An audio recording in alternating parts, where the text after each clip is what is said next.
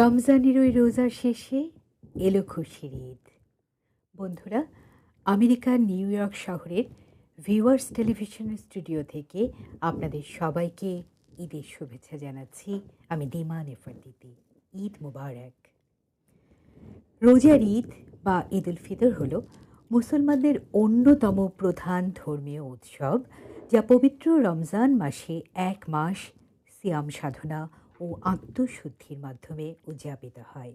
এটি ত্যাগের আনন্দ, ভ্রাতৃত্ববোধ, নামাজ, ফিতরা প্রদান, সেমাই এবং অন্যান্য সুস্বাদু খাবার উপভোগের মাধ্যমে পরিবার ও বন্ধুদের সাথে খুশি ভাগ করে নেওয়ার একটি বিশেষ দিন। আজ সেই দিন। ঈদের দিন সকালে গোসল সেরে নতুন পোশাক পরা, মিষ্টি জাতীয় কিছু খেয়ে ঈদগাহে যাওয়া এবং সেখানে নামাজ আদায় করা ঈদ পালনের অন্যতম আনুষ্ঠানিকতা। ঈদের নামাজ আদায়ের আগে সামর্থ্য অনুযায়ী ফিতরা সুবিধাবঞ্চিত মানুষদের মধ্যে বিতরণ করা হয়, যাতে তারাও ঈদের আনন্দে সামিল হতে পারে। ঈদ আমাদের ভ্রাতৃত্ববোধ শেখায়। মুসলমান ধর্মাবলম্বীরা এই দিনে একে অপরের সাথে কোলাকুলি করে এবং ঈদ মোবারক বলে শুভেচ্ছা বিনিময় করে, যা পারস্পরিক সম্পর্ক ও সৌহার্দ্য বৃদ্ধি করে। ঈদ মানে সারাদিনের আনন্দ, পরিবার, আত্মীয় স্বজন, বন্ধুদের সাথে কাটানোর সময়, বিভিন্ন সুস্বাদু খাবার খাওয়া এবং বিশেষ করে শিশুদের ঈদ সালামি দেওয়া ও আনন্দের সাথে দিনটি উদযাপন করাই ঈদের প্রধানতম আকর্ষণ। সাথে মজার মজার টিভি অনুষ্ঠান তো আছেই। আচ্ছা, আমাদের ছোটবেলার ঈদগুলো কেমন ছিল? দেশ এবং প্রবাসের ঈদের মধ্যে কতটা মিল, পার্থক্যই বা কী? এই প্রজন্মের শিশু কিশোরদের কাছে ঈদের আনন্দ কি এখনও ঈদের সালামি পাওয়ার খুশিতে আবদ্ধ? ঈদের সাজে কোন জিনিসটাকে বেশি গুরুত্ব দেওয়া উচিত? সে কি ঐতিহ্য, নাকি হাল ফ্যাশন, নাকি আরাম? ঈদের দুর্দান্ত রেসিপিগুলোই বা কী? হ্যাঁ, এই সব কিছু নিয়েই আজ আমার ঈদ আড্ডায় এসেছেন আড্ডা দিতে বাংলাদেশের টেলিভিশন এবং মঞ্চের জনপ্রিয় অভিনেত্রী শিরিন বকুল। ঈদ মোবারক। ঈদ মোবারক। আমার বাদিকে আছেন অ্যাক্টিভিস্ট এবং স্পোর্টস ব্যক্তিত্ব সালমা ফেরদৌস। ঈদ মোবারক এবং সবাইকে ঈদের শুভেচ্ছা। এবং আছেন জনপ্রিয় সুকণ্ঠী সঙ্গীত শিল্পী মরিয়ম মারিয়া। আপনাকেও ঈদের শুভেচ্ছা, ঈদ মোবারক এবং দর্শকদের ঈদ মোবারক। ঈদ মোবারক। প্রিয় দর্শক, পুরো অনুষ্ঠানের কারিগরি সহায়তা দিচ্ছে নিউ ইয়র্কের ভিউয়ার্স টেলিভিশন। এলো খুশির ঈদ। চলুন আমরা এখন ঈদের আড্ডা দেব, সাথে থাকবেন আপনারা। প্রথমে যাচ্ছি বকুল আপার কাছে। আচ্ছা বকুল আপা, তুমি বলো তো যে ছোটোবেলার ঈদটা তো আসলে আমাদের অনেক বেশি মজার ছিল, এই বিষয়ে কোনো সন্দেহ নেই। মানে এত মজার মজার স্মৃতি, আর এখন যখন আমাদের মেঘে মেঘে বেলা গড়াচ্ছে, তখন ছোটোবেলার স্মৃতিগুলো কিন্তু খুব বেশি তাড়িত করে, নস্টালজিক হয়ে যায়। তোমার ঈদের ছোটোবেলার মজার স্মৃতি বলো। প্রথমেই ধন্যবাদ ডিমা, যে আমাকে তোমার এই চমৎকার একটি অনুষ্ঠানে আমন্ত্রণ জানানোর জন্য, এবং ভিউয়ার্স টেলিভিশনের সকল দর্শককে জানাচ্ছি ঈদের শুভেচ্ছা, ঈদ মোবারক। আসলে সত্যি বলতে কি, যে মেঘে মেঘে অনেক বেলা হয়ে গেছে, তাই মানে ছোটোবেলার কথা আমাদের এখন খুব মনে পড়ে। বিশেষ করে ঈদ এলে মনে পড়ে সেই ছোটোবেলার কথা, যখন আমরা 8 ভাই বোন, 5 বোন, 3 ভাই, আব্বা আম্মা নিয়ে আমাদের একটা বড় সংসার, মধ্যবিত্ত পরিবার, কিন্তু এতগুলো ছেলে মেয়েকে আমরা সেই সময় কিন্তু দুটো ঈদেই জামা পেতাম, নতুন জামা। আমরা তো ওই জামাটার জন্য সারা বছর অপেক্ষা করতাম। তা আমাদের বাড়িতেই জামা বানানো হতো। আমার বড় বোন খুবই ভালো সেলাই করতে পারতেন, তা উনি আমাদের বড়পা আমাদের জামা কাপড় বানিয়ে দিতেন। তা কাপড় কিনে আনা হতো নিউ মার্কেট থেকে, তারপরে সেটা বানানো হতো। তা রোজার প্রথম থেকেই আমাদের চলতো এই প্রক্রিয়া, কারণ এতগুলো ভাই বোন সব। তা তখন থেকেই মানে আমাদের ওই যে ঈদের জামার যে কাপড়টা, ওটা কাটাকুটির পরে যে টুকরোগুলো পড়ে থাকতো, ওগুলো নিয়ে আমরা 2 বোন, আমি আর আমার ছোট বোন, আমরা করতাম কি, বাসায় ওই বাগানের মাটি করে খুঁড়ে ওটার ভিতরে লুকিয়ে রাখতাম, যেন আমাদের বান্ধবীরা কেউ যেন দেখতে না পারে, কেউ যেন জানতে না পারে যে কি রঙের জামা, কেমন জামা, ওই ডিজাইন কিচ্ছু না। তারপরে তো সেই জামা বানানো হতো। তারপরে সেই মানে ঈদের চাঁদ দেখার একটা উৎসব, উফ, হাতে সে যে মেহেন্দি কি দেওয়ার আনন্দ। উৎসব, এবং ভোরবেলা যদি মানে শীতের সময় হতো তাহলে গরম পানি দিয়ে, এবং ঈদের দিন একটা নতুন সাবান আম্মা বের করতেন ওই গোসল করার জন্য। সে গোসল টোসল করে জামা পরা হবে, তা আমাদের জামা হয়ে যেত, ওগুলো আবার আয়রন টায়রন করে সুন্দর করে আম্মা গুছিয়ে রাখতেন। আমি ওই আমার ছোট বোন আমরা ওই আমাদের জামাগুলো যাতে কেউ না দেখে এই জন্য লুকিয়ে বালিশের রাখা। নিচে ওই লুকিয়ে রেখেছিলাম। তারপরে ঈদের দিন এখন জামা পরবো, জামার খুঁজে পাই না। মানে এখন হচ্ছে কি বিছানা তো ওখানে তোষক জাজিম বালিশ সবকিছু কোথায় যে রেখেছি, এখন এত সবাই ব্যস্ত খুঁজে আর জামা পাওয়াই গেল না। ও মাই তারপরে তো গড। কান্নাকাটি করে টোরে, তারপর যাই হোক একটা কোনো রকম একটা নতুন জামা ছিল, মানে নতুন একবার হয়তো পরা হয়েছিল, ওই জামাটা পরে সেবার কিন্তু সেই আসল ঈদের জামাটা ঈদের দিন ওটা পাওয়া খুঁজেই গিয়েছিল পাওয়া গেল না। যখন পরদিন আর কি পরের দিন, সকালবেলা, ঈদের পরের ওটা দিন। খাটের পাশ দিয়ে নিচে পড়ে ওই ওখানে ও আটকে ছিল। মাই গড। আসলে এই হচ্ছে মজা। আমাদের ছোটবেলার ঈদ। ছোটবেলায় খুব মজার। আর আমাদের ছোটবেলার মজাটা ছিল যে আব্বা আম্মা সবসময় করতো কি আমাদের বোনদেরকে একই রকম জামা, একই রকম জুতা, একই রকম ক্লিপ, একদম মনে হচ্ছে আমরা টুইন, মানে অনেকটা ইউনিফর্মের মতো। হ্যাঁ, আমাদের এটা অনেক আমার বছর, ছোট বোনের একসময় অনেক বছর একই রকম হতো। আর হচ্ছে যে জুতাটা তো বুকে নিয়ে ঘুমোতাম ঈদের আগের রাতে, আর নিচে। জামা লুকিয়ে রাখা। হ্যাঁ, আচ্ছা সালমা আপা তুমি বলো। হ্যাঁ। জুতার ব্যাপারটা হচ্ছে কি জুতা আনতো, তো আনার পর আমরা না ওই বিছানার উপরে পরে হাঁটতাম, কারণ ঈদের দিন নিচে নামবো, মাটিতে লাগানো যাবে না, এমনকি বক্সটা নিয়ে আমাদের বিছানার মধ্যে রাখা যায়, এটা একটা ছিল। আর সবচেয়ে ভালো লাগতো যে ঈদ আসবে কবে, 30 রোজা না 29 রোজা, আমরা চাঁদের অপেক্ষা চাঁদ থাকতাম। দেখা। চাঁদ হলেই যে বেলুন ফুটানো, এই ফুটানো, ছাদে যে দেখা, তারপর মেহেন্দি পরা, মেহেন্দি পরা, তারপর বুয়ারা মশলা বাটা, মুরগি জবাই, এটা একটা আর অন্যরকম আনন্দ ছিল। রান্নাঘরে আম্মাদের ব্যস্ততা হ্যাঁ, শুরু হয়ে যাচ্ছে, আম্মার ব্যস্ততা, মানে মাংস বের করতে হবে ওই ফ্রিজ চাঁদ থেকে। উঠে গেলে আম্মা পায়েস হ্যাঁ, রান্না করতে বসে হ্যাঁ, যেতেন। আমার আম্মা জর্দা, পুডিং, আগের দিনে পায়েস, সব সেমাই, সবকিছু। তো অবশ্যই কয়েক রকম সেমাই।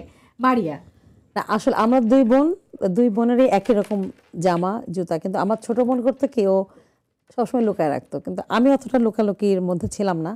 আর আমাদের আছে না পাড়ার কিছু বন্ধু বান্ধবী থাকে, মানে ওদের সাথে কম্পিটিশনটা বেশি হতো, যে ও কোন জামা নিচ্ছে, ও কেমন জুতা, মানে আমারটা দেখাবো না কিন্তু ওদেরটা দেখে আসতাম, এরকম একটা বিষয়।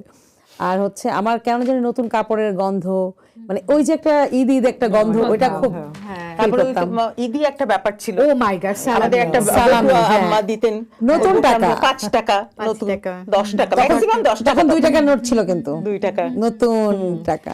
আর আব্বা বের করতেন পকেট থেকে যে ব্যাংক থেকে নতুন নোট নিয়ে এসেছি তোমাদেরকে দেবার জন্য। আর ওই টাকার ঘ্রাণটাই টাকাই আলাদা। অন্যরকম একটা ফিল। এবং মজার ব্যাপার কি ওই টাকা নিয়ে আমরা যেতাম ধানমন্ডি লেকেতে, ওখানে গিয়ে ফুচকা খেতে যেতাম। আমাদের ছিল আইসক্রিম, আইসক্রিম, আর মা একটা ব্যাগ দিত, তো কার কত সালামি হলো এটা গোনা, আসলেই তাই, সন্ধ্যার পরে আমরা গুনতাম কে কত পেয়েছে। অবশ্যই সেটা নিয়ে একটা প্রতিযোগিতা থাকতো। আর আমাদের যেটা বললাম যে বাবা মা সবাইকে, আমরা 3 বোন ছিলাম, আমাদের সবাইকে একরকম জামা পরাতো, তো আমি আবার ওইখানেও একটু আমার মানে কিছু ক্রিয়েটিভিটি দেখাতে হবে। 3 জনের জামা একরকম, কিন্তু আমি করতাম কি ড্রেসিং টেবিল থেকে আম্মার ব্রোজ দিয়ে হয়তো ব্রোজটা লাগালাম, একটু ডিফারেন্ট হয়ে গেল। আলাদা করা হ্যাঁ, একটু আলাদা হওয়ার জন্য। সেটা আমার আম্মা বানানোর সময় করে দিত, কারো এখানে বো দিয়ে দিত, কারো একটা লেস দিয়ে দিত, সুন্দর বোতাম দিয়ে দিত, যে একটু অন্যরকম, 6 বোনের একটু অন্যরকম। আর বড় বোনের তো আসলে সালোয়ার আমার কামিজ মনে হয় যে আমরা ঈদের সময় যে আনন্দ নিয়ে ঈদ করতাম, আমার মনে হয় এখনকার ছেলে মেয়েরা বাচ্চারা বোধহয় ওই জানি না এখন তো ওরা আসলে সত্যি ওরকমটা কথা ফিল করে আচ্ছা, কিনা। এই প্রশ্নটা আমি পরে আসছি। আমি এখন একটু আগে সালমা আপা তোমাকে জিজ্ঞেস করবো, তুমি আমাদের মধ্যে সবচেয়ে বেশি তোমার দীর্ঘ প্রবাস জীবন ও, আমাদের সবার মধ্যে, যদিও আজকে আমাদের এই 4 জনের মধ্যে কিন্তু একটা অন্তমিল আছে, সেটা নিয়ে পরে বলা যেতে পারে। অবশ্যই হ্যাঁ। All are peaceful ladies here, good souls. আচ্ছা সালমা তুমি বলো, প্রবাসের ঈদের মানে কেমন, সেখানে বাংলাদেশের ঈদের সাথে মিল অমিল? প্রবাসে ঈদটা হচ্ছে কি, আমরা এখন তো আমরা সব জায়গায় ছুটি পাই, প্রথম যখন আসছি ঈদের দিন ছুটি ছিল না, আমাদের অনেক আগে থেকে অ্যাপ্লাই করতে হতো ছুটির জন্য। বাচ্চারা স্কুলে পরীক্ষা থাকলে স্কুলে যেত। তো এই কিছু বছর ধরে গভর্নমেন্ট হলিডে হওয়াতে এটা একটা সুবিধা হচ্ছে যে আমরা ঈদের আগে সবাই একসঙ্গে হতে পারি। আর আমাদের একটা সুবিধা কি, আমরা 6 বোন, আম্মা আব্বা সব এখানে, তাদের ছেলে মেয়ে, সুতরাং আমাদের একটু মানে একদম ক্লোজ আত্মীয় আমরা সবাই আছি, কিন্তু তারপর দেশের কথা মনে হয়। তবে এখন আমার মনে হচ্ছে প্রথম ঈদগুলো একটু কষ্ট ছিল। আর যদি শীতের সময় হতো সেটা তো নিশ্চয়ই। হ্যাঁ, সকালে উঠে গোসল করাটা বাচ্চাগুলা করতে যেত না। তারপর স্কুল থাকলে আবার তখন পরীক্ষাও থাকতো, তো খুবই সমস্যা হতো। তো এখন আমার মনে হচ্ছে আস্তে আস্তে আমরা একটু বাংলাদেশের মতোই চলে আসছি।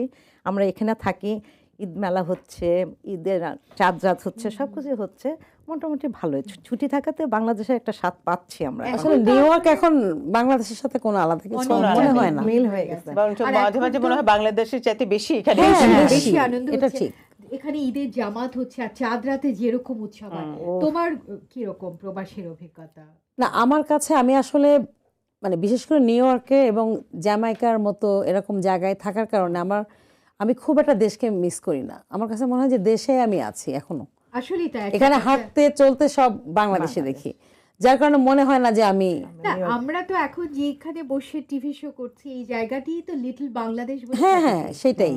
আর বকুলাপা আমার তোমার সত্যি বলতে কি বাংলাদেশে আমি ঈদটাকে অতটা উপভোগ করতে পারতাম না, কারণ ঈদের অনুষ্ঠানে এত ব্যস্ত থাকতাম যে কয়টা নাটক করছি ঈদে, তারপর হয়তো ঈদের রান্নার অনুষ্ঠান করলাম, ইফতারের অনুষ্ঠান রোজার মাসে চলতো বিভিন্ন চ্যানেলে, ইফতারের অনুষ্ঠান, আনন্দ মেলা ইত্যাদি, এগুলো করতে গিয়ে না কখন যে ঈদ চলে আসতো, টেলিভিশনে আমাদের হয়তো ঈদ দেখা হতো। যাচ্ছে ঈদের আগের দিনও আমরা শুটিং করছি। নিশ্চয়ই হ্যাঁ, হয়তো ঈদের জামা কাপড় কেনারই সময় পাই কারণ না, চাঁদ রাতে ছুটছি আমি তো জামা ঈদের কিনতে। দিন সন্ধ্যায় গানের না, প্রোগ্রাম। আমার তো সব সময়ে আমার 14 বছরের নিউজ প্রেজেন্টেশন ক্যারিয়ারে আমি প্রতি ঈদের সন্ধ্যায় নিউজ পড়েছি, ঈদের শাড়ি পরে হ্যাঁ। নিউজ পড়া, ওটাই বোধহয় ছিল ঈদের প্রথম ঈদের প্রথম। মূল এবং অনুষঙ্গ। রোজার আর মাসে হামনাত হ্যাঁ, গাওয়া, এখানে যাচ্ছি ওখানে যাচ্ছি, মানে এটা চলতো রোজার মাসে। আর ঈদের দিন আমার প্রোগ্রাম থাকতো সব সময়, ঈদের দিন সন্ধ্যায়। লাইভ প্রোগ্রাম থাকে। তবে ঈদের Stage সময়টা show। কি উপভোগ করতাম কি একটু অবসর, মানে শুটিং এর হ্যাঁ, কাজে তা এত তো ব্যস্ত, হ্যাঁ, আসলেই ওই সময়টা একটু রিল্যাক্স বাড়িতে আর বসে ঈদের অনুষ্ঠান দেখা, দেখা।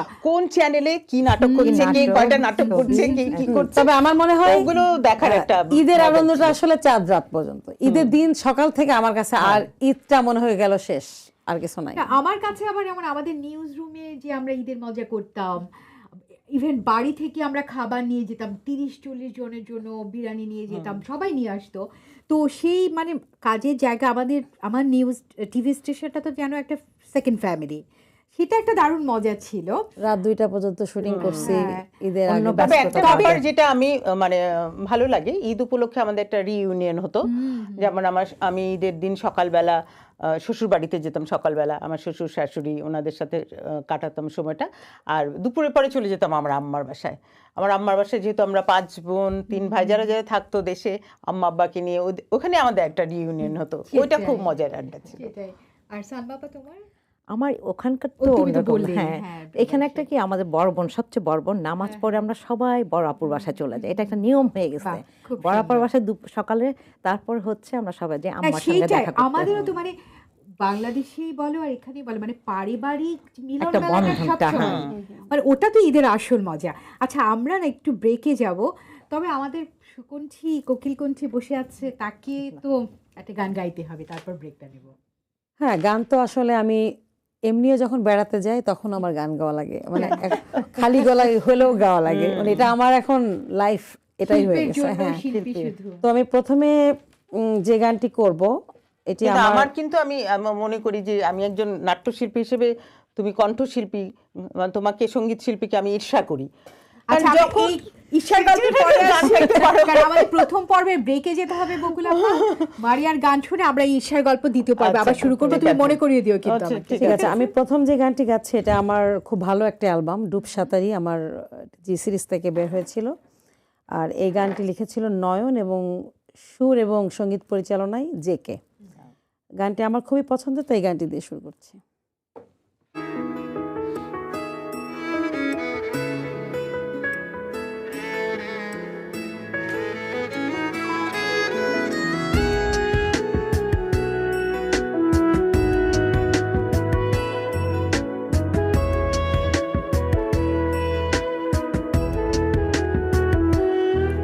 তুমি আকাশ ছুঁয়ে ভাবো ওটার হৃদয় আমার, তুমি বৃষ্টিতে ভেজো ওটা স্পর্শ আমার, ভাবনার জানালাতে যখনই ওকে দেবে সেখানেও রব আমি দক্ষিণা হাওয়া হয়ে।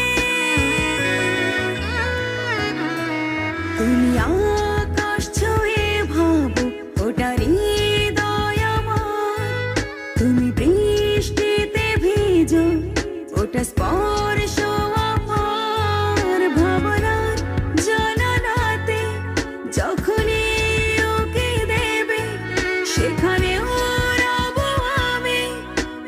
দক্ষিণা হাওয়া হয়ে।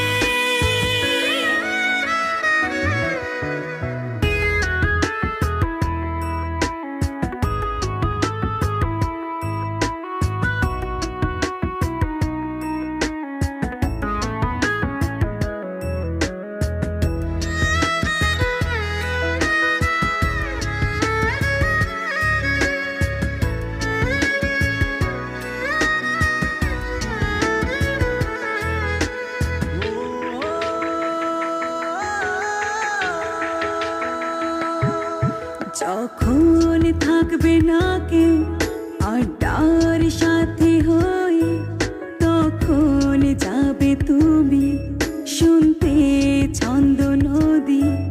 যখন থাকবে না কেউ আড্ডার সাথে হয়ে, তখন যাবে তুমি শুনতে ছন্দ নদী। আমি ঢেউয়ে ঢেউয়ে যাব, হবে তোমার সাথে কথা, ভাঙবে নীরবতা।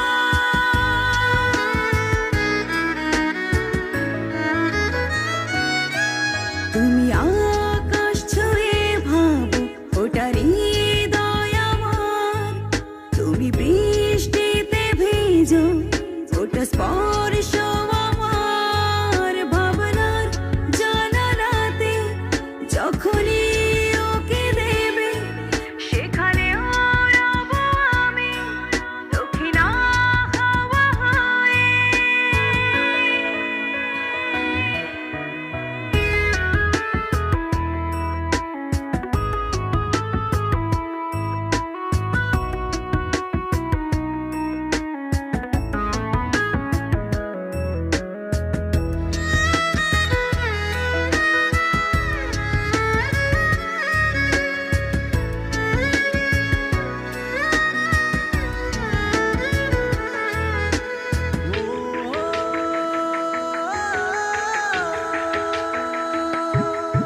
যখন মন ভালো নেই, তখন জানবে যে এই জোছনার স্নিগ্ধতাতে ছুঁয়ে যাব তোমাকে। যখন মন ভালো নেই, তখন জানবে যে এই জোছনার স্নিগ্ধতাতে ছুঁয়ে যাব তোমাকে। আমি তারা হয়ে রব, হবে তোমার সাথে দেখা, কাটবে বিষণ্ণতা।